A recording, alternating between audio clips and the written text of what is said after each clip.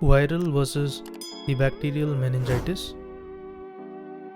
Viral, the enterovirus, herpes simplex virus 2, and the arbovirus, and most common being enterovirus. Bacteria, in case of the adults, it is the Streptococcus pneumonia, Neisseria meningitis.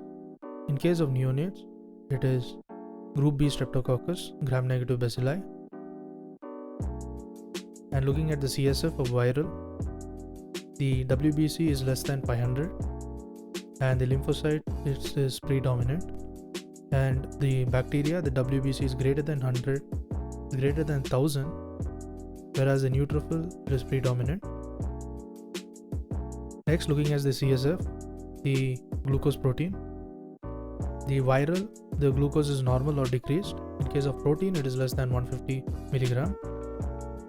Whereas the bacteria, the glucose is less than 45 and the protein is greater than 250. Looking at the CSF gram stain and culture, the viral, it is none are detected. In case of bacteria, it is positive for specific specimen.